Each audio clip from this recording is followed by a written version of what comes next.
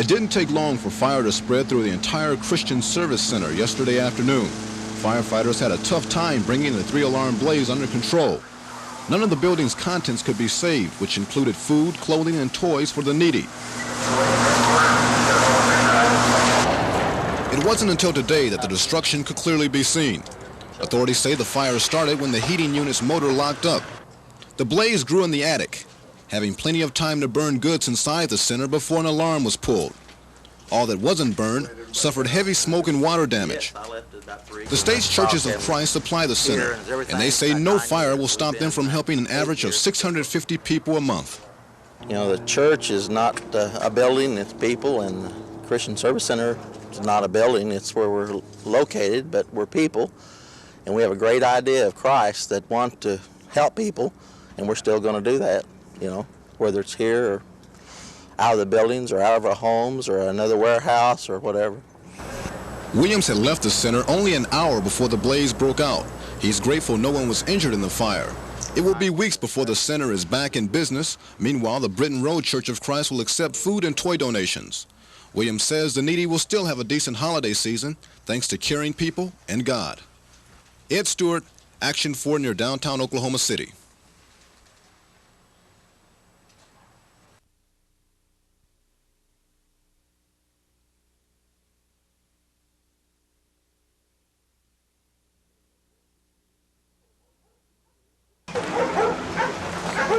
These days, Oklahoma City Sanitation Department workers are picking up more than trash.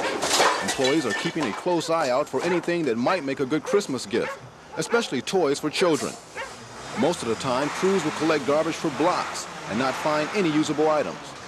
But when something in fairly decent condition is found, sanitation workers are bringing the goods to the Christmas Connection, sponsored by the Community Action Program. Here, needy families around the city and senior citizens come to shop for gifts, and the price can't be beat. Just $1 per family member. Garbage collectors know better than anyone else that somebody else's trash can be a treasure to others. The workers say they started the project simply because it's needed. Sometimes items have been found in the trash that appear to be almost new. This year, the workers plan to find all the toys they can, normally thrown away soon after the excitement of Christmas is over. Many of those toys will be put aside until next year.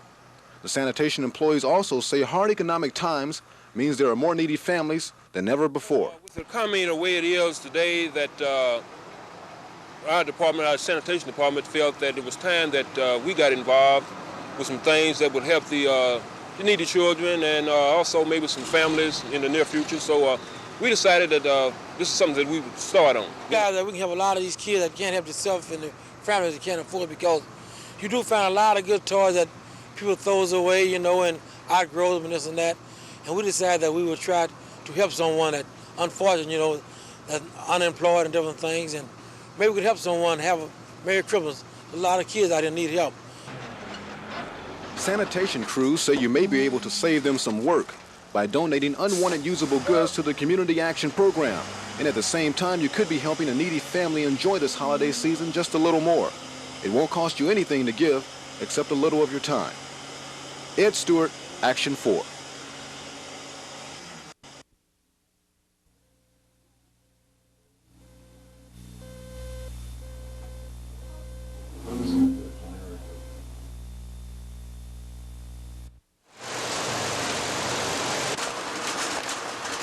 A typical day at the post office? Well, no. It hasn't been routine around here for weeks now. A quick fact. During Christmas mailing time, 3 million pieces of mail a day are sorted here, sometimes more. That takes every employee working 10 hours a day, 6 days a week. There's more mail this year. Because of the economy, fewer people are traveling. Instead, a greeting card will have to do the trick. It's hectic now, but the big push comes on Christmas Eve day. Our object on that last day is to have every piece of mail out of this building, because everyone that's here, that's a discontented customer. That's the one that did not get their Christmas cards. So. Postal employees will be the first to tell you that Christmas is a strain and a pain. But at the same time, they realize the importance of each letter. After all, postal employees mail letters too. But do they mail them on time? Nope. I mail mine late. If I mail, I'm always late. I just bring it in, dump it off, and say, gosh, I hope it gets there. And you're a postal employee.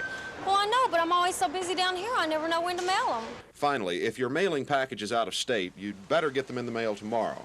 And even that's cutting it awfully close. Cards and letters should be mailed by early next week. Dan Slocum, Action 4.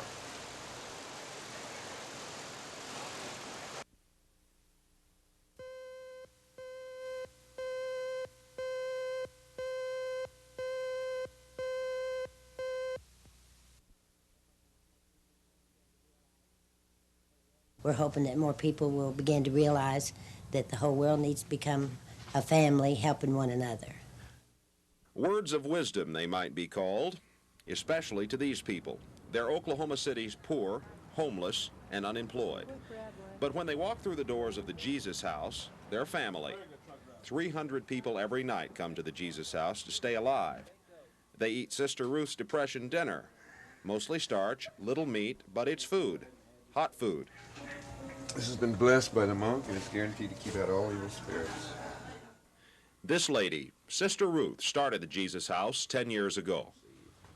Well, it's very fulfilling to be able to see anyone helped and say anybody that's got problems and they get back on their feet and they get their life straightened out. It's very rewarding. I know money couldn't buy it. Yeah. On the subject of money, the Jesus House feeds these hundreds daily through private donations only. The two sisters, Ruth and Betty, say the money comes from God and has for 10 years now. It's been that long, you see, that the two women have been filling hungry mouths. They've never missed a meal, and that takes hard work. It's like a typical family. You have days when you just want to pack your suitcase and leave, but you can't, you know, because of the needs and the next person coming along. You see somebody that's doing really good, and you see it's worth it all. The recession brought these people here. Some may look at them as transients or bums, but there are no bums at the Jesus House, just friends. I recognized the sign they had on the door the first time I met the sisters, and it said, if you're looking for a friend, I'd like to apply. And I believe that's so. They do want to be friends of everyone. Dan Slocum, Action 4.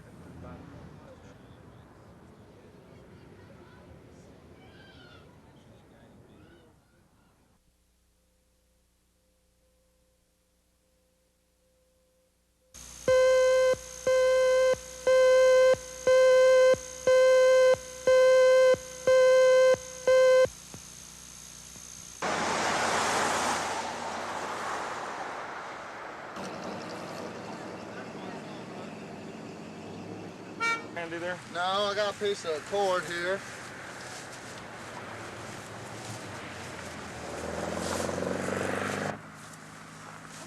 I brought back more than we could sell. And we're going to have trees left over. We can't get rid of them. So rather than burn them, I'd rather give them away. One woman with 4 kids came in and said she had $8 left between now and Christmas. So we gave her a tree. We gave her a pick of any tree she wanted. The kids were ecstatic.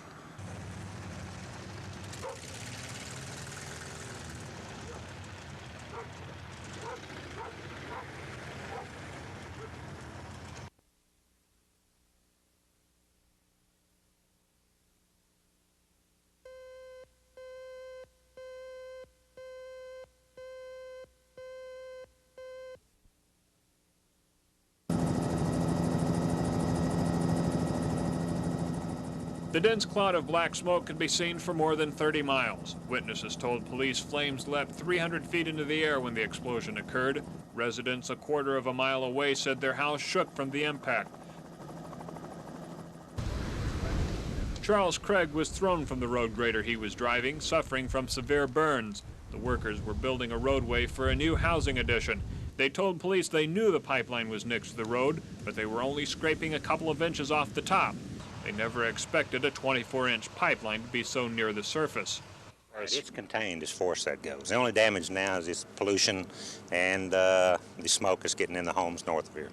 The immediate danger is all over now. After the fire was contained, there was nothing firefighters could do but watch. There was enough excess crude oil in the 24-inch pipe to burn for several hours. I think he may be getting some back feed from the other end, because most of the time you have to shut both ends. Investigators on the scene did not know why the line was so near the surface, but they speculate road and home construction in the area simply exposed it. Charles Schnitzer, Action 4, near Norman, Oklahoma.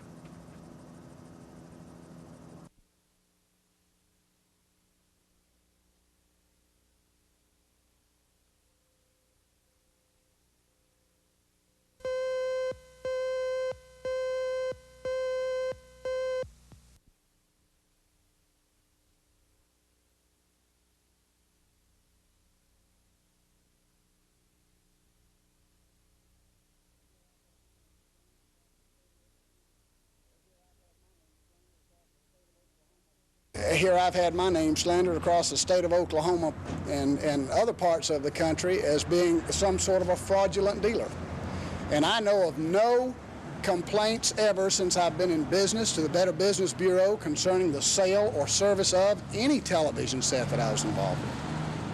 When I took this office, I took an oath to carry out the duties of this office. Since I've been here, I've had my life threatened. Today, I've had my livelihood and everything that I've gained in my entire lifetime threatened. I view this, in my opinion, as an intimidation effort to try to keep me from doing the duties of this office. It will not work, and Mr. Gasaway and Mr. Wise might as well be advised of that.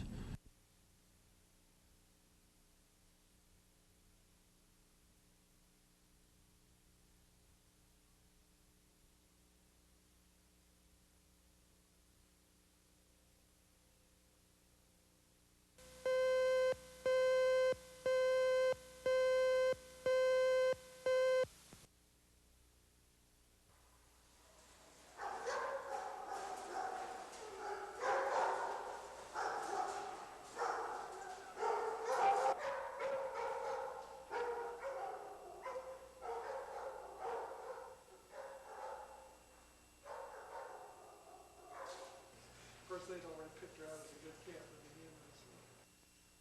In order to get enough cats to support this operation, I've had to do it that.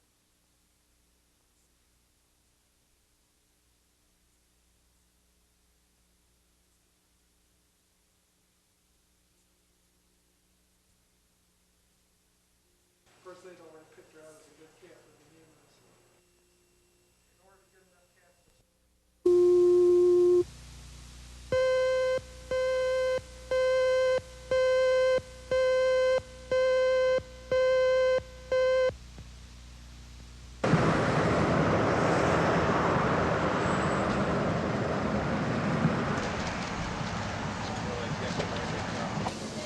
Well, listen, I need some money to pay my bill.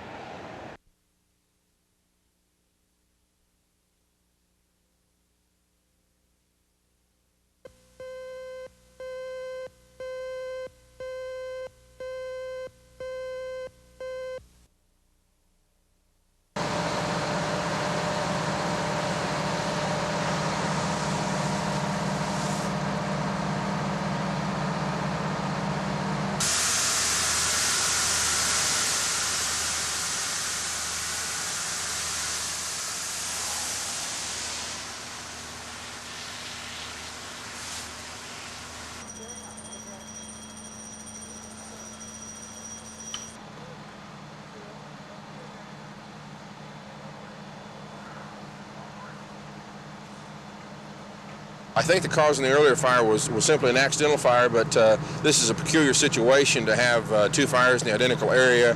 It's happened before, and most of the time it's a set fire when that situation does occur. But of course, we'll have investigators going over the area very carefully just as soon as the fire's out. Any hint at this time where it started?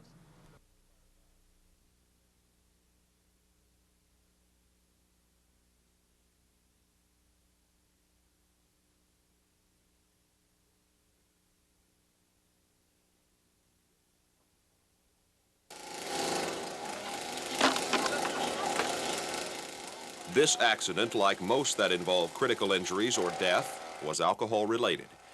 This scene could be replayed tonight, given the fact that it is New Year's Eve. There is a difference, though, this year: stricter drunk driving laws and a new program called Ready. Report every drunk driver immediately. Over the Christmas weekend alone, the new program resulted in 54 arrests.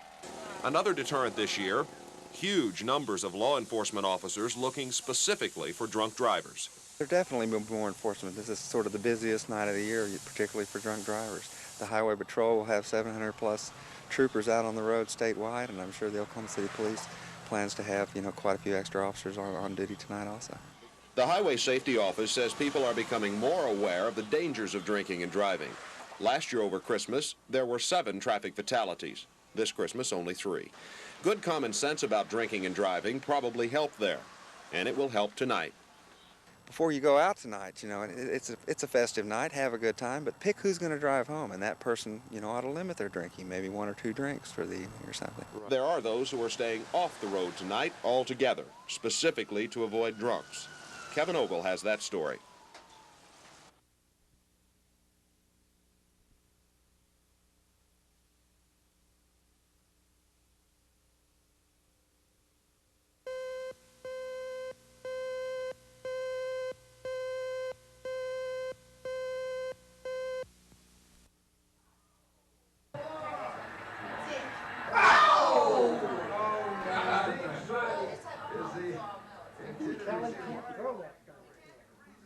Oh, well, we're dyed-in-the-wool fans.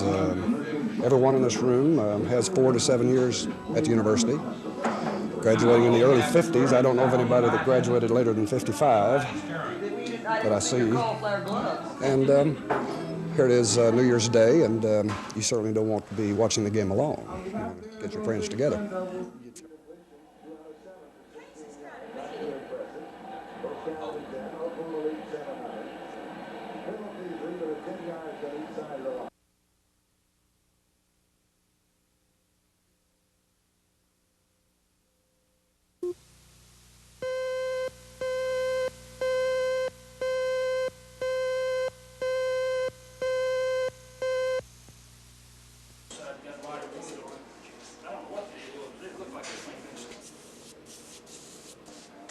A group of people with a symphony and private patrons got together and came down and looked at the dressing room, and frankly they were appalled, and they decided that we needed to have a project here. Citizens of Oklahoma City know the star quality of Pavarotti, and they really supported him. St. Anthony's Hospital and the Cardiovascular Institute and Dr. Zudi have really helped a whole lot, and they've sold almost all of the patron tickets. So the city's really supported the whole event.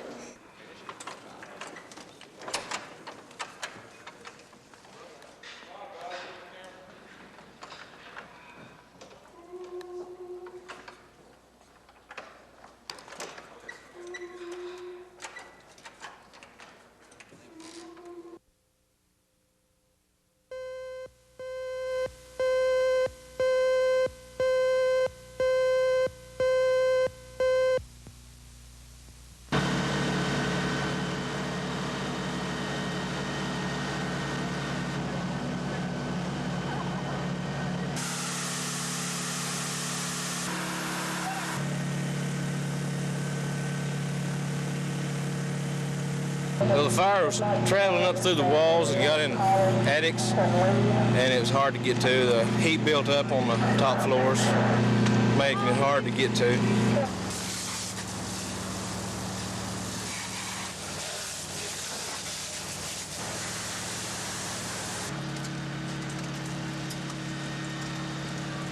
This way, Mike. Go over there. Make it out. I was just more scared for the other.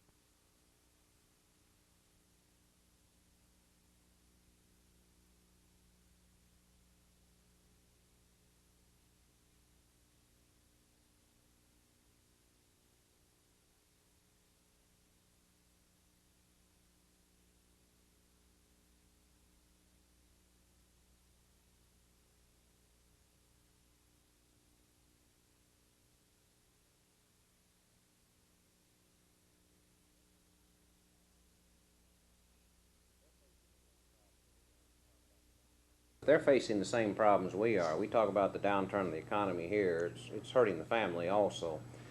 And they were hoping, and I think testifying, that a 10% increase in the in-state tuition rate and a 15% out-of-state would probably, well, would be acceptable.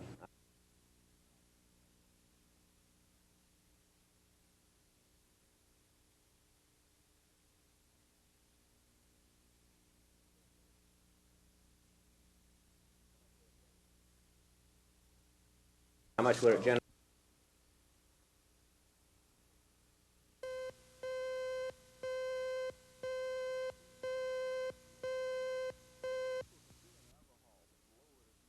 When the age for consuming alcohol was lowered a few years ago in Oklahoma, it caused an instant sensation among most college freshmen coming into college towns.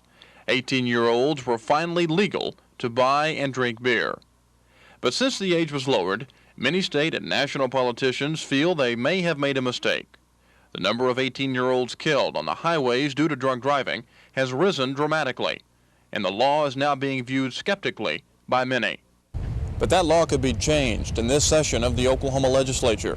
A conservative Democrat from Oklahoma City wants to up the age from 18 to 19. Last year, Representative Ben Brown and others tried to raise the legal age back to 21, but the issue was shot down later in the session. Brown is back to try again this year, but he's taking a different approach. There's a couple of bills out here this year to go to 21 because of what I perceive as being political difficulties with that question. I want to go ahead and introduce another bill to raise the age again from 18 to 19. The issue has been raised that 18-year-olds are old enough to vote and old enough to fight and die for this country. Why aren't they old enough to drink a can of beer? Well, I hope our kids, the 18-year-olds that we're talking about, will look responsibly at this question. And I've talked to some kids. They need to look at their own classes, their own associates, and there are a few 18-year-olds around and a few high schools that doesn't have a tragedy sometime during that time. And they need to understand that what we're trying to do is save their life or their friend's life. Brown says he favors raising the age back to 21, but he doesn't think it would pass. And he terms his idea as a half a loaf, but better than no loaf at all. Kevin Ogle, Action 4.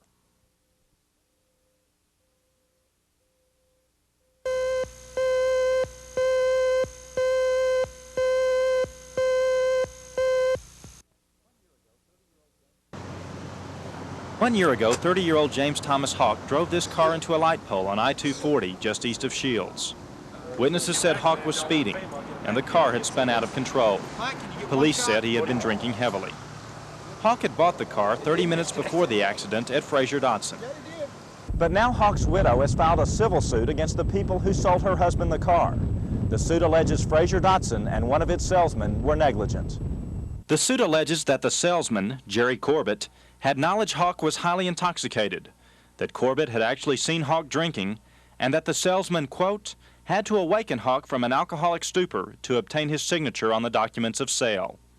We're saying, in essence, that Fraser Dodson should not have consummated the sale, or if it did consummate the sale, it should not have allowed this owner to remove his own property from their control. And that makes it unique in a lot of different ways. There's really no law on it so far, and we're planning to build some. The attorney for Fraser Dodson didn't want to comment until he had a chance to review the case. But a law professor said the defense has some strong arguments. Lawsuit. There is no precedent in Oklahoma to allow recovery in this type of situation. And I'm not aware of any cases from other jurisdictions that have allowed recovery in this kind of case. Because under traditional law, the defendant did not have a duty to protect the plaintiff from his own alcoholism. So the legacy of this accident may turn out to be a state Supreme Court decision and an opinion for law students to study for years to come. Bill Ross, Action 4.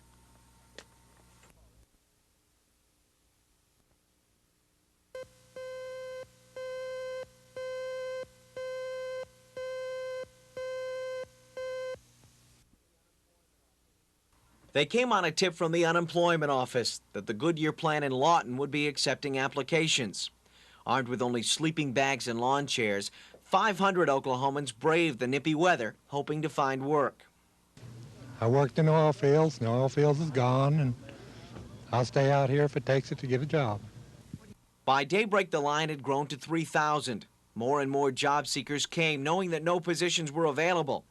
They were waiting in line just to get their applications on file with Goodyear, just in case the company decided to hire more personnel in the future. The Goodyear Tire Company only employs about 1,400 in the Lawton area. Due to sagging sales, the plant has been unable to add workers to their payroll for a long time.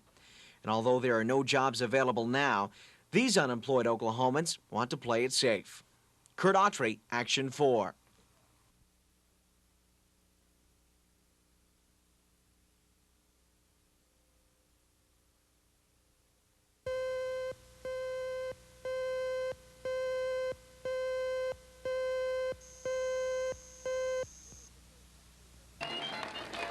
It was the first time it has ever happened in the history of the state of Oklahoma. George Nye was to take the oath of office to succeed himself to a second full term as governor. On hand to witness the historic event was another man who pulled off his own Oklahoma first, former Speaker of the House, Carl Albert. Nye was not the only man of the day. Other state leaders elected or re-elected in November were also sworn in. But at 2:45, George Nye took the final step of secession. I state your name. I, George Nye, Do solemnly swear do solemnly swear that I will support, obey, and defend that I will support, obey, and defend the Constitution of the United States the Constitution of the United States and the Constitution of the State of Oklahoma. and the Constitution of the State of Oklahoma. During his years in state government, Nye has tried to emphasize the positive about Oklahoma. In his inaugural address after he was sworn in, Nye stood behind that attitude and encouraged Oklahomans to help one another through the tough economic times ahead.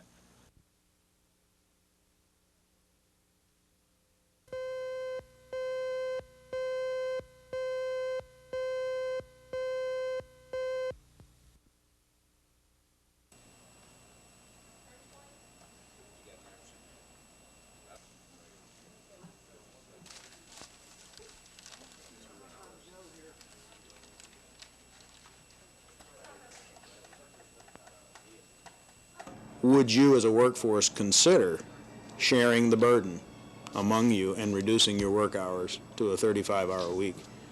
And there were a lot of questions and answers, and they thought about it that day, and we had a vote the next morning on a kind of a controlled ballot basis, kind of like you do at the polls, and 72% of them said, yeah, we'd like to share it and avoid the layoff.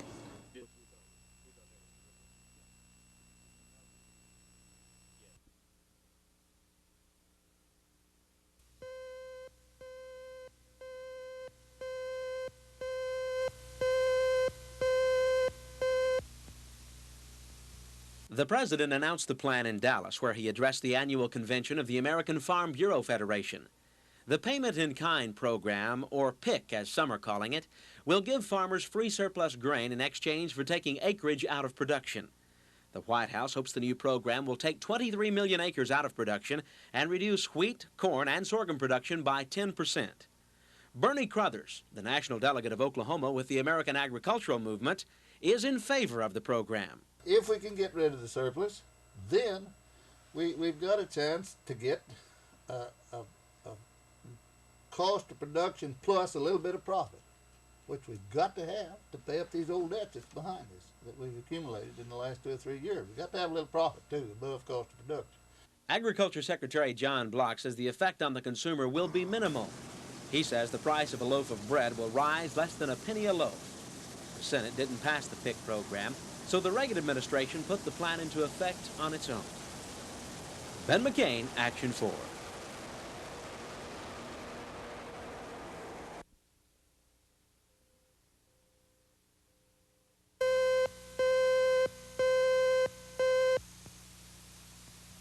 Okay, you might have some trouble doing it. My operating number is 373.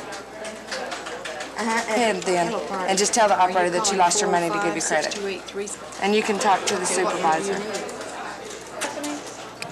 Hold on just a minute. In 1982, we introduced a practice which resulted in us attempting to reach the third party on third number calls and get their acceptance of the charge before we completed the call. We're contemplating going even further and not completing them unless we definitely reach them. Your number, please. Okay, you need that one. Thank you. Thank All you, right. I will have to verify that their number. One moment, please.